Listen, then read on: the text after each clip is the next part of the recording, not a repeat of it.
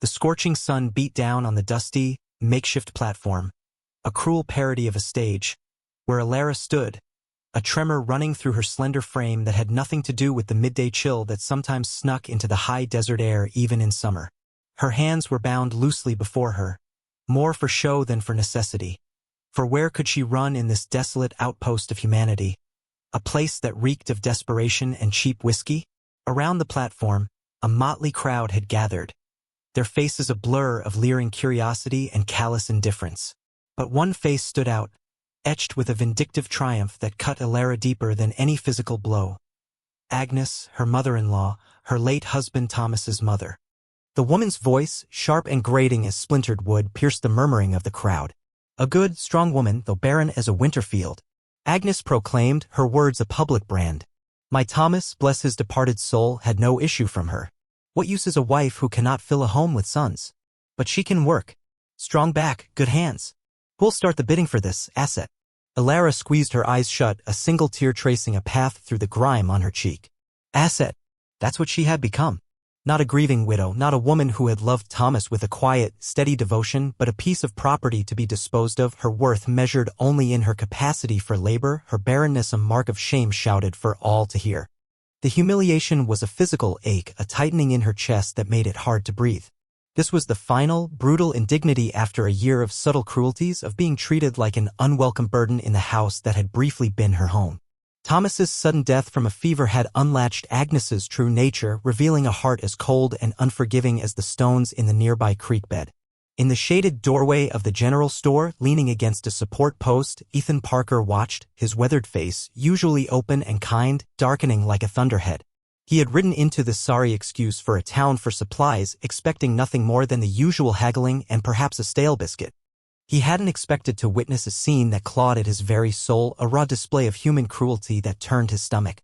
He was a man who understood loss. His own beloved Sarah had been taken from him by illness 5 years prior, leaving him with their twin children, a boy and a girl, and a sprawling ranch that sometimes felt too empty despite the laughter of his little ones. He knew the pain of a life irrevocably altered, the sting of grief that never truly faded. But this was an abomination. To sell a human being, a woman, like cattle? To decry her for a circumstance beyond her control, for the mysteries of life and birth that no one truly understood? It offended every tenet of decency he held dear. His gaze fixed on Alara, on her proud, though trembling, stance, the way she held her chin high even as her spirit was being flayed.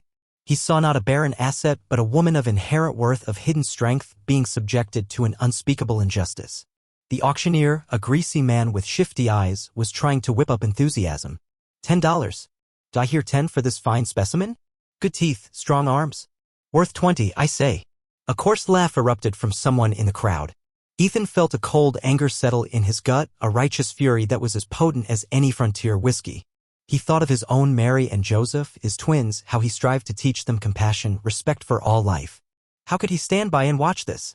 How could he ride away and leave this woman to whatever grim fate awaited her at the hands of some callous buyer? The very idea was abhorrent. He was not a man prone to impulsive actions, his life on the ranch demanding careful planning and steady resolve. But some things transcended caution. Some things demanded a stand. His hand, calloused from years of gripping reins and tools, tightened into a fist at his side.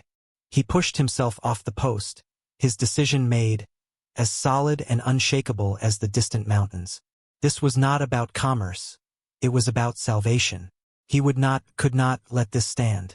The bidding had crawled to $12. Agnes watched with greedy eyes, already mentally spending the meager sum.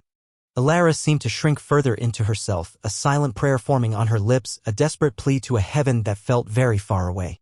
The air crackled with a tension that was more than just the anticipation of a sale. It was the weight of a life hanging in the balance, a soul on the verge of being crushed. And into that silence, Ethan Parker was about to step, a lone figure of defiance against a tide of inhumanity, his heart heavy but his purpose clear. This day, he knew, would change more than one life. It would change his. It would change hers. And in that desolate place, under that unforgiving sun, a spark of hope, however faint, was about to be struck. Ethan Parker moved through the edge of the small crowd, his tall frame parting the onlookers like a ship's prow through water. His boots made little sound on the hard-packed earth, but his presence seemed to shift the atmosphere, drawing a few curious glances. He reached the front just as the auctioneer was trying to coax another bid. $12 going once. A sturdy woman for 12 paltry dollars. Shame on you men. Have you no eye for value? Ethan's voice, calm but carrying an undeniable authority, cut through the auctioneer's patter. $15. A hush fell over the assembly. Heads turned. Agnes's eyes narrowed, first in surprise, then with a flicker of avaricious interest.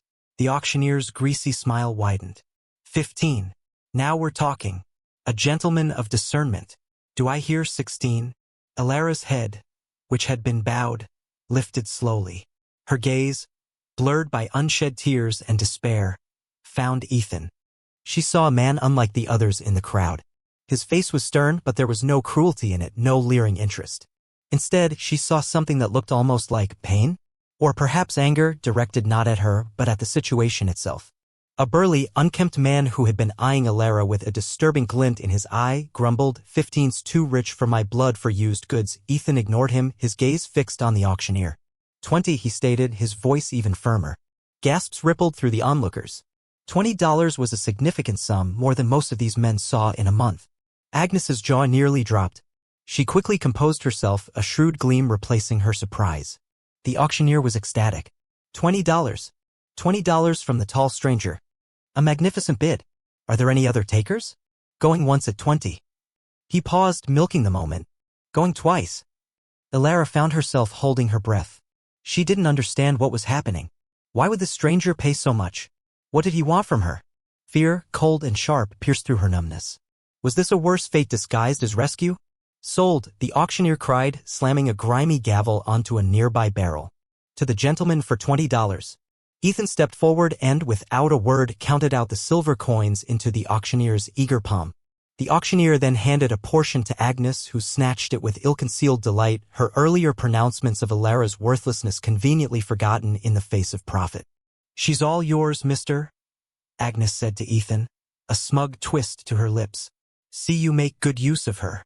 She owes me for my son's keep." Barren or not, Ethan's eyes, cold as a winter sky, met Agnes's. "Ma'am," he said, his voice low and dangerous. "You have your money. Your transaction is complete. Now, if you'll excuse us," he turned to Alara, his expression softening almost imperceptibly. He reached for the rough rope binding her wrists, his touch surprisingly gentle. Alara flinched, expecting pain, but his fingers worked deftly at the knot. "You are free," he said quietly, his voice meant for her ears alone. The rope fell away. She rubbed her chafed wrists, staring at him, her mind a whirlwind of confusion and suspicion. Who are you?" she managed, her voice hoarse. "My name is Ethan Parker," he replied, his gaze steady. "I have a ranch a day's ride from here. You'll be safe with me." Safe? The word felt foreign, unreal. She had not felt safe since Thomas died. "Why?" she whispered, the question heavy with unspoken fears. "Why did you do this?" He looked around at the dispersing crowd, their curiosity sated, their faces already turning back to their own mean lives. "Because no human being should be treated like chattel," he said simply, his words carrying a conviction that resonated deep within Alara despite her terror. "Come.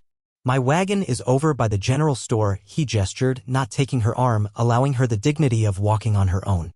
Alara hesitated for a moment, then with nowhere else to go and a desperate, fragile flicker of something she dared not name hope, she followed him. The journey out of the town was made in silence. Alara sat on the wagon seat beside Ethan, clutching her hands tightly in her lap, acutely aware of his presence. The vast, indifferent landscape stretched before them, mountains shimmering in the distance. The rhythmic creak of the wagon wheels and the soft snort of the horses were the only sounds. Ethan did not press her to speak. He seemed to understand her need for silence, her shock. As the wretched town receded behind them, he finally broke the quiet. "My wife. Sarah, she passed 5 years ago," he said, his eyes on the horizon. "I have 2 children. Twins. Mary and Joseph. They're 8 years old." Alara listened, not knowing what to say. His sharing of this personal detail was unexpected. "What you endured back there," he continued, his voice tight with controlled emotion, "it was wrong. Profoundly wrong. I want you to understand, miss." "I don't know your name." "Alara," she supplied softly. "Alara," he repeated. "I did not buy you to own you. I bought your freedom from that situation. At my ranch, you will be a guest. You will be treated with respect. You owe me nothing. Alara turned to look at him then, truly look at him.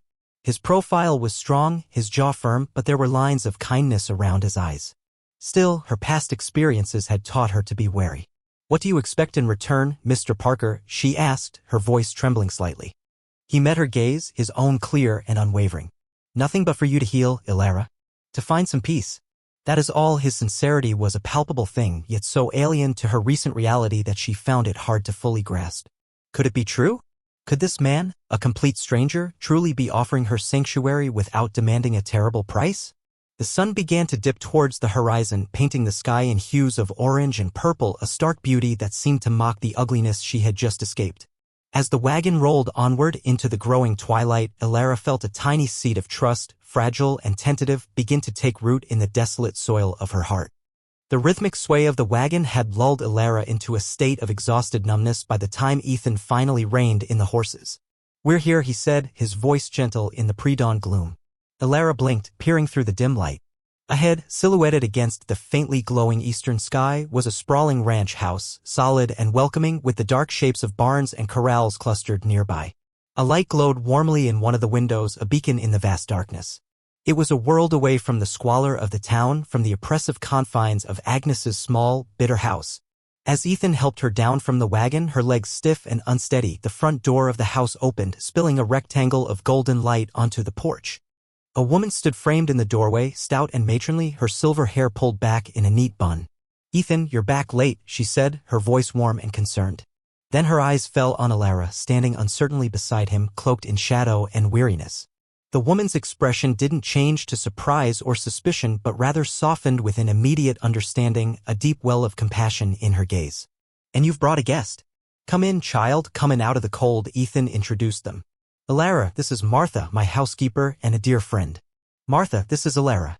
She'll be staying with us for a while." Martha's smile was genuine. "Welcome to Parker Ranch, Alara. You look tired clear through. Come, let me get you something warm to drink and a comfortable place to rest." Alara, overwhelmed by the unexpected kindness, could only nod, a lump forming in her throat. Martha led her into a large, comfortable kitchen filled with the comforting aroma of baked bread and brewing coffee. A fire crackled merrily in the hearth. It felt like a sanctuary. While Martha bustled about preparing a tray, Ethan spoke quietly to Alara. "Martha knows, well, she understands. You can trust her." He then excused himself, saying he needed to see to the horses and would check on the children. Left alone with Martha, Alara felt a tremor of her earlier fear return. But Martha simply placed a steaming mug of milky tea in her hands and gestured to a chair by the fire. "Drink this, dear. It'll warm you." Martha didn't pry or ask questions. She simply moved with a quiet efficiency, her presence radiating a calm, maternal energy that Alara found herself slowly responding to. Later, Martha showed Alara to a small, neat room upstairs. It had a comfortable bed with a handmade quilt, a washstand with a pitcher and bowl, and a window that looked out onto the awakening ranch. "This will be your room," Martha said. "Rest now. No one will disturb you." Tears welled in Alara's eyes, tears of exhaustion, relief, and a profound, aching gratitude that was almost painful. "Thank you," she whispered, the words barely audible. Martha patted her shoulder gently. "There's no need for thanks, child. Just rest." And Alara did. She sank into the soft bed, the clean scent of lavender from the linens a soothing balm to her frayed nerves, and fell into a deep, dreamless sleep, the first truly peaceful sleep she had known in over a year. She awoke late the next morning to the sounds of the ranch, the distant lowing of cattle, the crow of a rooster, and, closer, the bright, clear sound of children's laughter. Hesitantly, she dressed in the simple, clean clothes Martha had left for her and made her way downstairs. The kitchen was empty, but a plate of food was covered on the table. As she ate, the back door burst open and two small figures tumbled in, followed by Ethan. They were twins, a boy and a girl, with bright, curious eyes and hair the same shade of brown as their father's. They stopped short when they saw Alara, their expressions open and unreservedly inquisitive. "Papa, who is she?" the little girl asked, her voice piping. Ethan smiled, placing a hand on each of their heads. "This is Miss Alara, children. She's come to stay with us for a bit." "Alara, these are my rascals, Mary and Joseph." "Hello, Miss Alara," Joseph said, offering a shy smile. Mary, bolder, stepped closer. "Are you a princess?" she asked, her eyes wide. Alara, caught off guard, felt a small, rusty smile tug at her own lips. No, dear, not a princess, oh, Mary said, slightly disappointed but quickly recovering. Well, you're very pretty. Like Mama was the innocent words hung in the air. Ethan's expression softened with a familiar ache, but he quickly smiled at his daughter. Yes, she is, sweet pea. Over the next few days, Elara existed in a quiet cocoon of gentle care. Martha ensured she had everything she needed, never pressing, always kind. Ethan treated her with a quiet respect that was a constant source of wonder to her. He spoke to her as an equal, his conversations ranging from the weather to the workings of the ranch, never once alluding to the circumstances of her arrival unless she brought it up first. The children, Mary and Joseph, were perhaps the greatest healers. Their innocent acceptance, their easy laughter, their complete lack of judgment began to chip away at the walls of fear and mistrust Elara had built around her heart. They would show her their favorite hiding spots, bring her wildflowers, and clamor for stories, which hesitantly at first she began to tell. She observed Ethan with them, his patience, his gentle guidance, the deep love that was evident in every interaction. He was a good father, a good man. The contrast between this life and the one she had endured with Agnes was stark, almost overwhelming. Here, there was kindness, respect, and a sense of peace that permeated the very air. She was given space, but not ignored. She was offered comfort, but not pitted. Slowly, cautiously, Elara began to feel a sense of safety, a fragile tendril of hope that perhaps, just perhaps, she could find a place for herself in this unexpected sanctuary. The auction block already felt like a distant, horrifying dream, a nightmare from which she was slowly, tentatively beginning to awaken. The days at Parker Ranch settled into a gentle rhythm like the slow, steady flow of the creek that wound its way through the property. Elara found that purposeful activity was a balm to her spirit. She began by helping Martha in the kitchen, her hands accustomed to hard work from her life before Thomas, quickly proving adept at kneading dough, churning butter, and tending the vegetable garden. Martha, with her quiet wisdom, never directed, she simply made space for Elara to contribute, allowing her to rediscover a sense of usefulness, of belonging. The initial awkwardness between Elara and Ethan began to soften, replaced by a comfortable companionship. They would often find themselves talking in the evenings after the children were asleep, sitting on the porch swing as the crickets sang their nightly chorus. Ethan spoke of his dreams for the ranch, his hopes for his children. He listened, truly listened, when Elara, hesitantly at first, began to share fragments of her own story, not just the cruelty of Agnes, but also the small joys of her earlier life, her love for Thomas, a simple farmer whose kindness had been a brief, warm light. He never judged, never offered platitudes, just a quiet understanding that made her feel seen, heard. Agnes, she could never forgive me for not giving Thomas children, Elara confessed one evening, her voice barely a whisper, the words still tasting of shame. She said I was cursed, a barren field. Ethan's hand, which had been resting on the porch rail, clenched slightly. That's a cruel thing to say, Elara. A cruel and ignorant thing. Some fields lie fallow for a season only to bring forth a richer harvest later. And some goodness isn't measured in harvests at all. His words, simple and direct, chipped away another layer of her ingrained sorrow. He didn't try to deny her pain, but he offered a different perspective, a gentler truth. Her bond with Mary and Joseph deepened with each passing day. They were drawn to her quiet presence, her gentle smile. She found herself mending their torn clothes, brushing Mary's long, tangled hair, listening with rapt attention as Joseph recounted his adventures exploring the creek bed. One afternoon, she found an old, forgotten picture book of Ethan's late wife, Sarah. The children asked her to read it, and as she did, her voice soft and melodic, they snuggled close, Mary on one side, Joseph on the other. Looking at their innocent, upturned faces, a warmth spread through Elara that had nothing to do with the sun streaming through the window. It was a feeling akin to fullness, a sense of purpose that transcended the simple tasks of the day. She taught Mary how to make daisy chains and Joseph how to identify different bird calls. They, in turn, showed her their world, the best places to find smooth skipping stones, the secret nooks in the old oak tree, the way the sunset painted the western bluffs in fiery colors. Ethan would often watch them from a distance, a quiet smile playing on his lips. He saw the light returning to Elara's eyes, the gentle curve of her smile becoming more frequent. He saw the way his children blossomed under her care, the easy affection they shared. The emptiness in his own heart, the hollow ache left by Sarah's passing, seemed to lessen in her presence. He found himself looking forward to their evening conversations, to the sight of her tending the garden, her movements graceful and sure. The ranch itself seemed to embrace her. She learned the names of the horses, the rhythms of the changing seasons reflected in the landscape. She found a quiet solace in the vastness of the prairie, the steadfastness of the mountains, the gentle murmur of the wind through the cottonwood trees. It was a slow healing, built on small moments, a shared laugh over a clumsy kitten, a companionable silence while shelling peas, a look of mutual understanding that needed no words. The shadow of her past still lingered, a faint ache in the background of her thoughts, but it no longer consumed her. Here, in this unexpected haven, treated with dignity and kindness, Elara was slowly, carefully piecing herself back together. The tendril of trust she had felt on that first journey from town had taken root and was now sending out tentative green shoots, reaching towards the light. She was no longer just a survivor. She was beginning to live again. Weeks turned into months, and Elara became an indispensable part of the fabric of life at Parker Ranch. Her initial role as a guest subtly transformed into that of a cherished member of the household. She had a natural talent for nurturing, whether it was coaxing wilting plants back to life in her small herb garden behind the kitchen or soothing young Joseph's fears after a nightmare. The children adored her unequivocally. To them, she was simply Elara, the bringer of stories, the mender of scrapes, the one whose smile could make even a cloudy day seem bright. They had started calling her Auntie Elara, a term of endearment that warmed her heart more than she could say. Ethan, too, found his life immeasurably enriched by her presence. The loneliness that had been his constant companion since Sarah's death had receded, replaced by a quiet contentment. He admired Elara's resilience, her quiet strength, the gentle grace with which she moved through her days.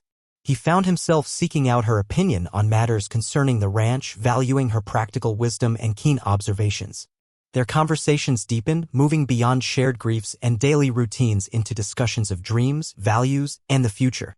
He saw the woman she was truly meant to be emerging from the shadows of her past trauma like a flower unfurling after a long winter. The harsh lines of fear and sorrow around her eyes had softened, replaced by a gentle serenity. Her laughter, once hesitant and rare, now rang out more freely, often joining the bright chorus of the children's. One late summer afternoon, Ethan found her by the creek, sketching in an old ledger book with a piece of charcoal. Mary and Joseph were nearby, engrossed in building a dam of pebbles and mud. He watched her for a moment, unseen. Her brow was furrowed in concentration, a stray wisp of hair escaping her braid to caress her cheek. There was a quiet beauty about her that stirred something deep within him, something he hadn't allowed himself to feel for a very long time. "What are you drawing?" he asked softly, not wanting to startle her. She looked up, a faint blush coloring her cheeks. "Oh, just the way the light falls on the water," she said, a little shyly. "It's beautiful here." He sat down on the grassy bank beside her. "You've brought a lot of beauty here yourself, Elara." His words were simple, spoken with an earnestness that made her heart flutter. She looked away towards the children, her gaze soft. "They are the beautiful ones," she said. "They remind me that there is still so much good in the world." The unspoken hung in the air between them, the shared understanding of the bad they had both known and the quiet miracle of the good they were now finding together. A sense of peace had indeed settled over the Parker Ranch, a fragile idol carved out of the harshness of the frontier. But Ethan was a practical man. He knew that the world beyond their fences was not always so kind. The town where he had found Elara was a reminder of that, a den of cruelty and opportunism. Though he never spoke of it to her, a part of him remained vigilant, aware that Agnes, with her bitter heart and greedy nature, might not have entirely forgotten the woman she had so callously sold. He'd heard whispers on his infrequent trips to a more reputable trading post further south, hush talk of a woman fitting Agnes's description making inquiries, complaining about being cheated. He dismissed them at the time, hoping Agnes would simply fade into the obscurity she deserved. Yet a small, uneasy seed of concern had been planted. He redoubled his quiet efforts to ensure Elara felt secure, making sure she knew, without overt pronouncements, that this was her home, her sanctuary, for as long as she wished it. The themes of chosen family, of dignity reclaimed, were not spoken aloud but lived daily in the quiet respect and growing affection that bound them all. The ranch was more than just land and buildings. It was becoming a testament to the healing power of kindness, a place where broken spirits could mend and new beginnings could take root. Elara, no longer defined by her past as a barren asset, was blossoming, discovering strengths she never knew she possessed, and in doing so was quietly, irrevocably changing the lives of Ethan Parker and his children for the better. The seeds of a new life, for all of them, were not just sown, but beginning to flourish under the warm sun of shared humanity. The crisp autumn air carried the scent of wood smoke and fallen leaves, a familiar comfort to those on Parker Ranch. The harvest had been good, the cattle were fat, and a sense of well-earned prosperity settled over the land. Yet, amidst this tranquility, Ethan found his unease growing. A trusted ranch hand, old Jed, who sometimes rode further afield for supplies or news, returned from a trip to a distant settlement with a furrowed brow. He sought Ethan out in the barn, his voice low and serious. "Boss," Jed began, twisting his battered hat in his hands, "I heard something in Willow Creek that sits ill with me. There was a woman there asking questions." Described a woman, well, sounded a lot like Miss Alara. And she was with a hard-looking sort asking about folks who'd passed through that wretched auction town a few months back, specifically a tall man who bought a woman there. Ethan's blood ran cold. Willow Creek was 2 days' ride away, but the description of the inquiring woman, bitter-faced and sharp-tongued according to Jed's source, fit Agnes perfectly. "What else did you hear, Jed?" Ethan asked, his voice calm despite the sudden tightening in his chest. "Said this woman was claiming she'd been swindled, that the property she sold was worth more, or that the buyer had misrepresented himself. Talked like she had a right to reclaim what was hers. Reclaim." The word struck Ethan like a physical blow. He thought of Alara, of the peace she had found, the way she had become the gentle heart of their home. The idea of Agnes, with her venom and greed, shattering that peace was intolerable. He thanked Jed, his mind already racing. He didn't want to alarm Alara unnecessarily, but he couldn't ignore this warning. The fragile sanctuary they had built felt suddenly vulnerable, exposed. That evening, as they sat on the porch, the children safely tucked in bed, Ethan chose his words carefully. "Alara," he began, his voice unusually grave, "I heard some news today. It seems your mother-in-law may have been making some inquiries in Willow Creek." Alara, who had been mending one of Joseph's shirts, went very still. The needle paused in mid-stitch. Her face, illuminated by the soft lamplight from the window, lost some of its newfound color. "Agnes," she whispered, her voice barely audible. The name itself seemed to carry a chill. "What kind of inquiries?" It seems she might feel entitled to more than she received. Or perhaps she simply wishes to cause trouble. Ethan watched her closely, his heart aching at the fear that instantly shadowed her eyes. It was the look he remembered from the auction block, a look he had hoped never to see again. "Oh, Ethan," she said, her hands trembling as she set aside her sewing. I knew I would bring trouble to you. She will not rest. She is like a blight now, Alara," Ethan said firmly, reaching out to cover her trembling hands with his own strong, warm ones. "You will do no such thing. This is your home. You are safe here. I will not let her, or anyone else, harm you or disrupt the life we've built." His reassurance was a lifeline. But the old fears, deeply ingrained, resurfaced in Alara. She thought of Mary and Joseph, their innocent faces, their unquestioning love for her. The thought of Agnes's darkness touching them was horrifying. "But what if she comes here?" Alara asked, her voice tight with anxiety. "What if she tries to take me back?" "She has no right," Ethan stated, his jaw set. The transaction, however vile its nature, was completed. More importantly, you are not property to be taken. You are a free woman, Alara. And you are part of this family. His words, "part of this family," resonated deeply within her, a declaration that anchored her even as the storm of her past threatened. Yet the fear lingered. Agnes was relentless, her malice boundless. Alara spent a restless night, haunted by shadowy figures and Agnes's cruel, mocking laughter. The next few days were filled with a subtle tension.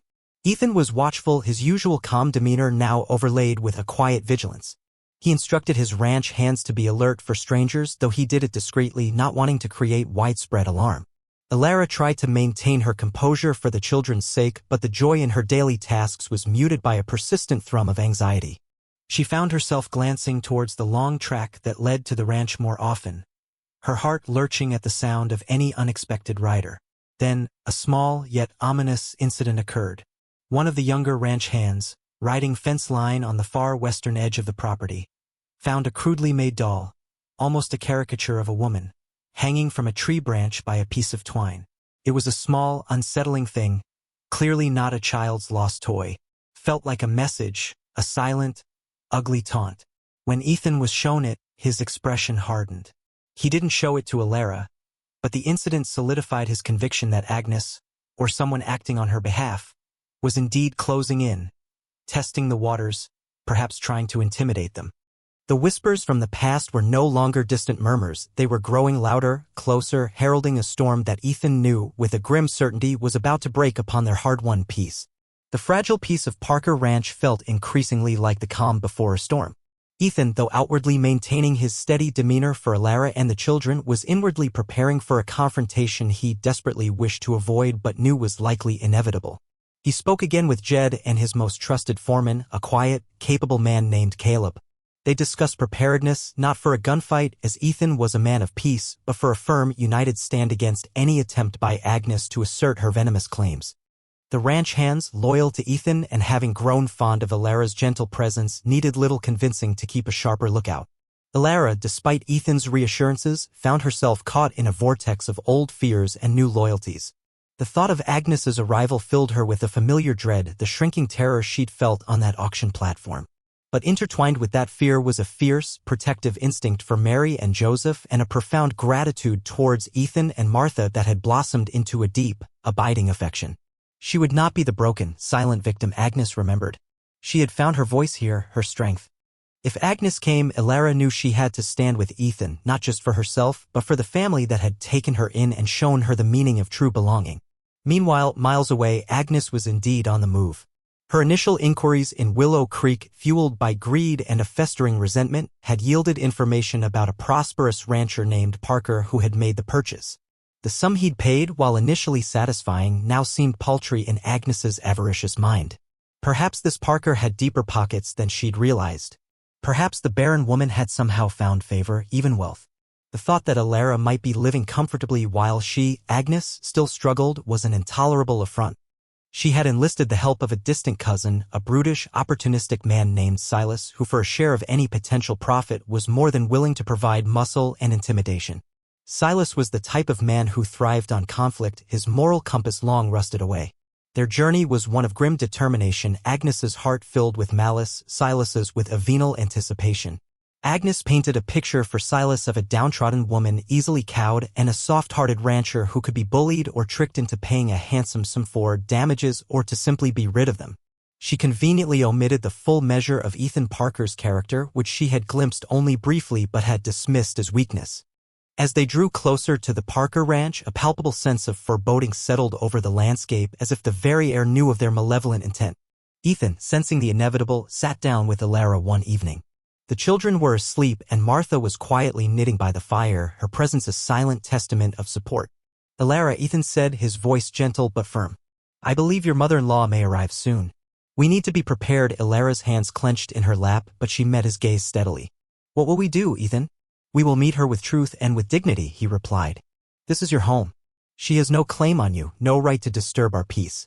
We will not be intimidated, he outlined a simple plan. If Agnes arrived, they would meet her outside. The children would be kept safely indoors with Martha. There would be no shouting, no violence on their part. They would simply state their position and stand firm. Alara listened, drawing strength from his resolve. I will stand with you, Ethan, she said, her voice quiet but unwavering.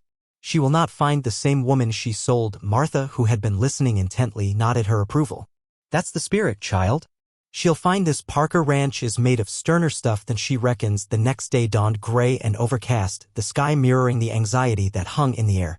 Every distant sound, every rider sighted on the horizon, caused a momentary tightening in Alara's chest. Ethan moved about his chores with a deliberate calm, but his eyes constantly scanned the approaches to the ranch. The children, sensing the adults' preoccupation, were more subdued than usual, playing quietly near the house. The storm was no longer gathering. It felt as if it was directly overhead, the air thick with unspoken anticipation, waiting for the first crack of thunder, the first lash of rain. Alara found herself praying, not for escape, but for courage, the courage to face her past, to protect her present, and to claim her future. The quiet heroism of Ethan, the steadfast kindness of Martha, the innocent love of the children, these were the armors she now wore, more potent than any physical defense. The warning came mid-afternoon, a shout from one of the hands stationed near the main track, riders approaching. Two of them, and they don't look friendly. Ethan's jaw tightened. He exchanged a look with Alara, a silent acknowledgement that the moment had arrived. Martha, take the children to the root cellar. Stay with them until I call for you, he instructed, his voice calm but authoritative. Martha, her face grim but resolute, nodded and quickly gathered a bewildered Mary and Joseph, leading them towards the sturdy cellar doors at the back of the house, murmuring reassurances. Ethan and Alara walked out onto the porch, standing side by side as the two riders approached. Alara's heart hammered against her ribs, a frantic bird trapped in a cage, but she held her head high, her gaze fixed on the advancing figures. She recognized Agnes immediately, her sharp, pinched face a mask of avarice and resentment even from a distance. The man beside her was large and slovenly with a brutish expression that sent a shiver of apprehension down Alara's spine. This was Silas, the muscle Agnes had brought. They reined in their horses a few yards from the porch, stirring up a cloud of dust. Agnes's eyes, like chips of flint, raked over Alara, a sneer twisting her lips. Well, Agnes spat, her voice as grating as Alara remembered. Look what we have here. Living in high comfort are we after leaving me destitute. Agnes, Alara said, her voice surprisingly steady, though it cost her immense effort. You have no business here, no business? Agnes shrieked, her voice rising. You are my business. My dead son's property. You were sold, but that Parker fellow there, she gestured contemptuously at Ethan, he cheated me. Paid a pittance for prime goods. Ethan stepped forward slightly, positioning himself protectively in front of Alara. Madam, he said, his voice low and even devoid of fear or aggression, the transaction you refer to is concluded. Alara is a free woman living under my protection. She is not property, and she certainly isn't yours. Silas, the burly companion, guffawed. Protection, eh? Sounds like you got yourself a sweet deal, Parker. Keeping her for yourself, he eyed Alara with a lewd appraisal that made her skin crawl. We're here for what's rightfully ours, Agnes declared. Either she comes with us or you pay a proper compensation for the trouble and for her continued service. Alara felt a surge of indignation that momentarily eclipsed her fear. Service? Was that all she was to this woman? A beast of burden, a source of profit? I am not going anywhere with you, Agnes, Alara stated, her voice ringing with a newfound strength. This is my home now. These are my family. Agnes's eyes narrowed. Family? A barren woman talks of family?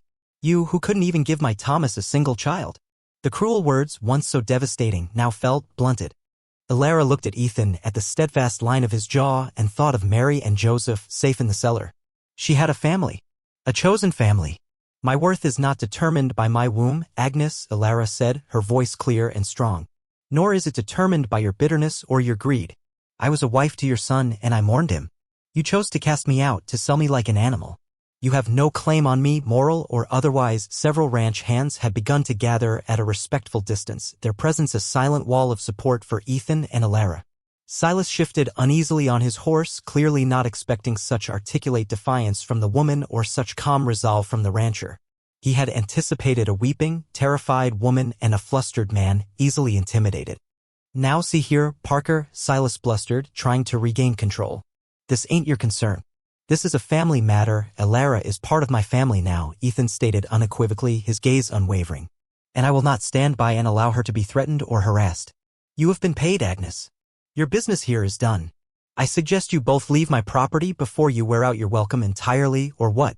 Silas sneered, his hand drifting towards the pistol at his hip, though it was more a posture than a genuine threat. You'll set your farmhands on us? Ethan didn't flinch. I am a man of peace, sir. But I will defend my home and those within it. This ranch is built on hard work and decency, qualities you both seem to lack.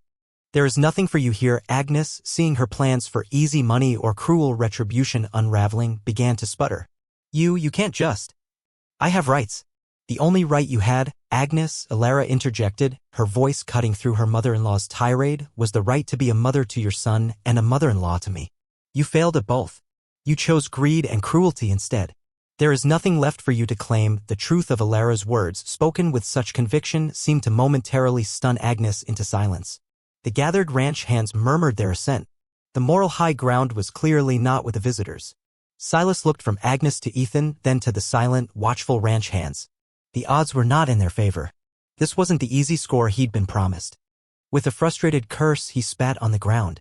This ain't over, Parker, he snarled, but his threat lacked conviction.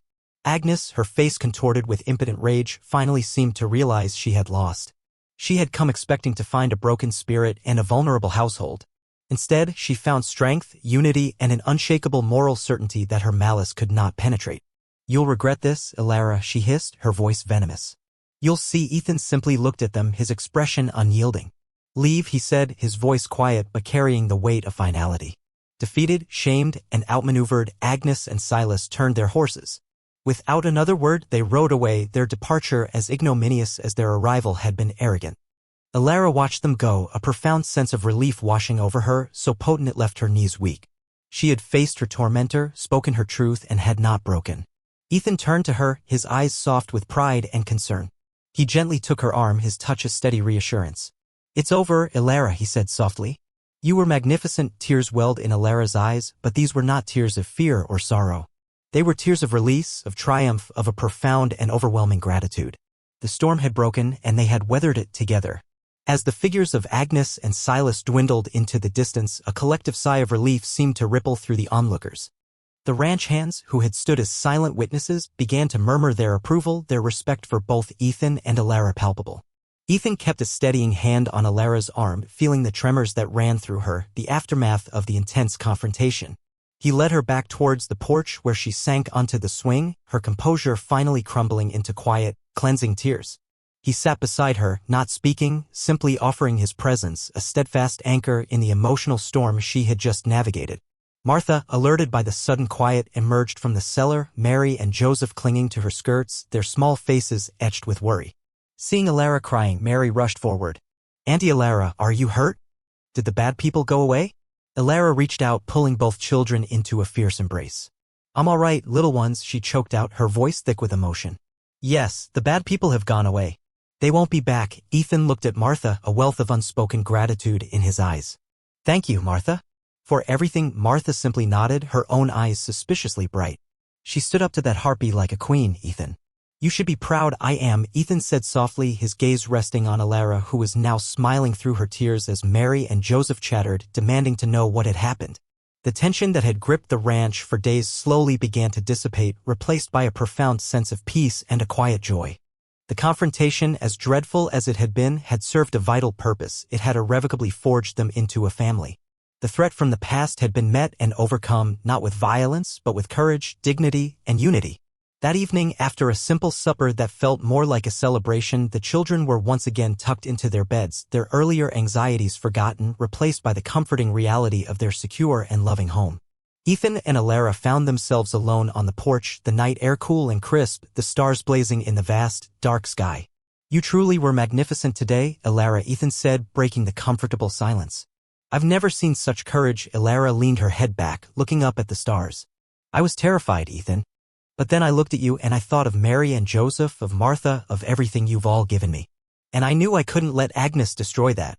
Not just for me, but for all of us." She turned to him, her eyes shining in the dim light. "You taught me what it means to stand tall, Ethan. You showed me that dignity isn't something someone can take from you unless you allow it." He reached for her hand, his fingers lacing through hers. "You found that strength within yourself, Elara.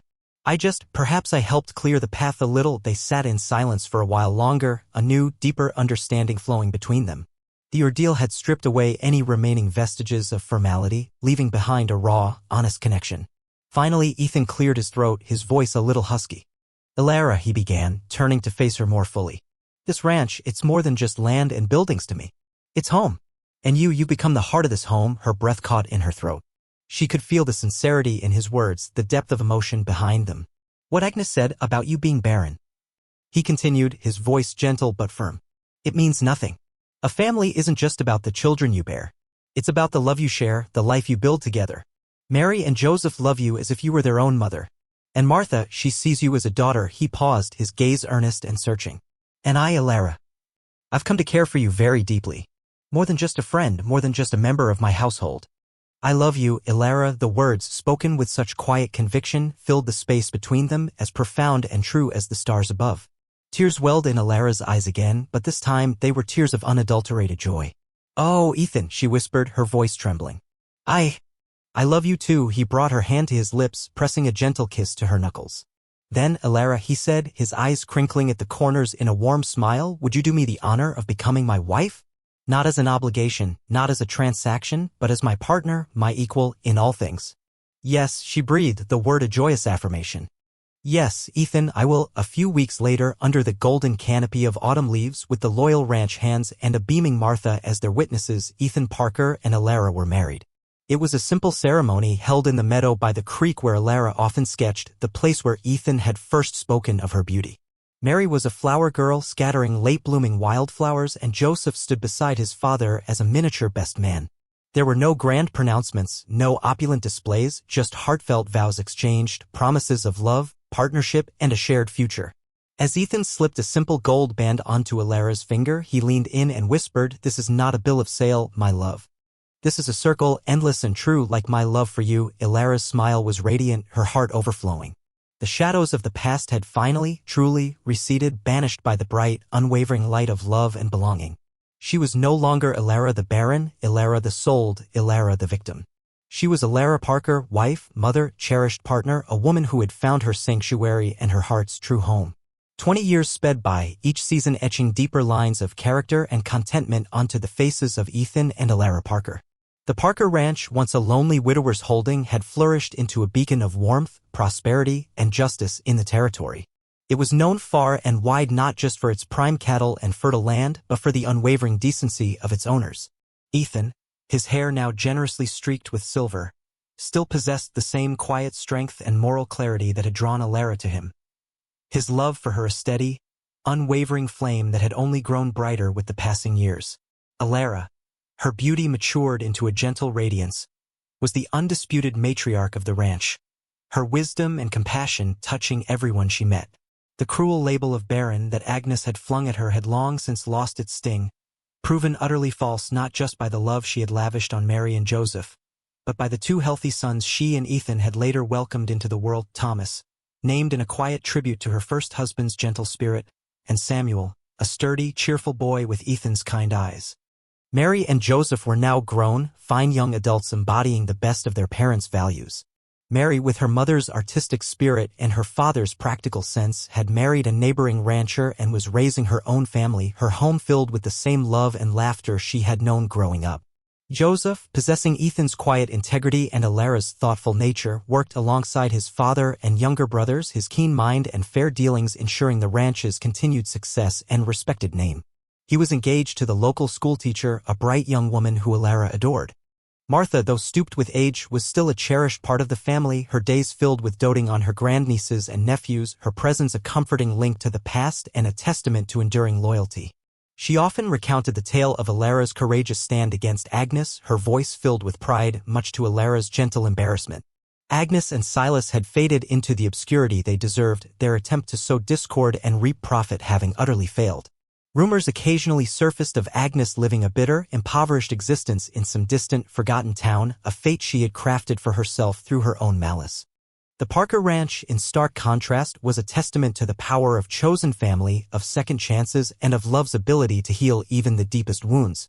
Ethan and Elara had made it a point to offer sanctuary and a helping hand to others who had fallen on hard times, their generosity a quiet ripple spreading outwards, creating a legacy of kindness.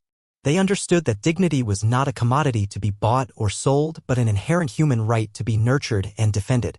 Their home was a place where everyone was treated with respect, their worth measured not by their material possessions or their ability to procreate, but by the content of their character. One warm summer evening, the entire Parker clan gathered for Ethan and Elara's wedding anniversary. The long trestle table in the yard groaned under the weight of food, laughter echoed through the twilight, and fireflies blinked into existence as the stars began to pepper the darkening sky. Ethan stood, raising his glass, his gaze sweeping over his beloved Elara, their children, their grandchildren, and their dear friends. To Elara, he said, his voice thick with emotion, the woman who came into our lives like a frightened doe and became the heart of our pride, the lioness who defended our home, the love of my life. She taught us all that a family is built not on blood alone, but on love, respect, and unwavering commitment. Our lives, our ranch, our legacy, it is all richer, deeper, and truer because of her. Elara's eyes welled with happy tears as their family and friends applauded. She looked at Ethan, her heart overflowing with a love that had weathered storms and stood the test of time. She thought back to that dusty auction platform, to the despair that had threatened to consume her. It seemed like another lifetime, another person. The journey had been arduous, but it had led her here, to this moment of profound joy and belonging. She was no longer defined by what she lacked, but by the abundance of love that surrounded her. The scorching sun of that terrible day had long since given way to the gentle, enduring warmth of a love that had redeemed her past and secured a future filled with unimagined happiness. As Ethan sat down beside her, taking her hand, their fingers interlacing with familiar comfort, Elara knew with a certainty that resonated to her very soul that she was home, truly and forever home. The legacy they were building was not just in the land or the herds, but in the hearts they had touched, the lives they had uplifted, and the enduring truth that love, when given freely and nurtured with courage, could indeed conquer all.